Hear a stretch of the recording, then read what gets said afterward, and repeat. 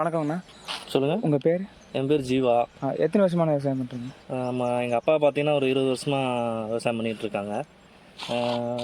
தக்காளி, வெங்காயம் அந்த மணிக்கெலாம் போட்டுக்கிட்டு இருந்தாங்க. ஆனால் இப்போ ரீசெண்டாக வந்து அதெல்லாம் இல்லை. தென்னை மரம் மட்டும் இப்போதைக்கு இருக்குது நம்ம தோட்டத்தில். எத்தனை ஏக்கருங்கண்ணா இருக்குது? இப்போ ஒரு 7 ஏக்கராக இருக்குங்க. சரிங்க. என்னென்ன பண்ணிகிட்ருக்கீங்க? புதுமையான விவசாயம் எதாவது பண்ணுறீங்களா இல்லை இனிமேல் ஏதாச்சும் பிளான் பண்ணி பண்ணுற மணிக்கே தான். இப்போதைக்கு கொஞ்சம் மோட்டரில் கொஞ்சம் வேலை இருந்தனால எதுவுமே பண்ணலை. இனிமேல் தான் பண்ணலான்னு இருக்கிறேன். அந்த மணிக்கு இது இப்போதைக்கும் தென்னை மரம் மட்டும்தான் இருக்குது நம்மள்கிட்ட. உங்கள் என்னென்ன புதுமையாக எதாவது பண்ணலான்னு ஐடியா எதாவது இருக்குங்களா?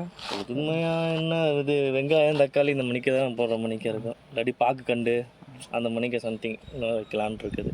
என்னென்ன பிரச்சனை வந்துருக்குண்ணா தென்னையில் வந்து நம்ம இந்த தென்னை மரத்து பூச்சி, அப்புறம் குருத்தில் போய் கடிச்சிடுறது, அந்த மணிக்கு பல பிரச்சனைகள் வந்துக்கிட்டு தான் இருக்குது. அதுக்கு வந்து நம்ம இதில் தான் வந்து கல்ச்சரில் தான் வந்து மருந்து வாங்கி வச்சுக்கிட்டு உரம்லாம் வச்சுக்கிட்டு அதை சரி பண்ணிகிட்டு இருக்கேன். புதுமையான விவசாயம் ஏதாவது ட்ரை பண்ணலாம்ல? அது ஆர்கானிக் ஃபார்மிங்ன்ற மாதிரி பண்ணலாம் ஃபியூச்சரில் பண்ணலாம் மணிக்கு. இப்போ ஒன்றும் இல்லை, இப்போதைக்கும் கொஞ்சம் ப்ராப்ளமாக இருக்குது நம்ம தோட்டத்தில். அதனால் வந்து ஃபியூச்சரில் பண்ணலான்னு பிளான் இருக்குது.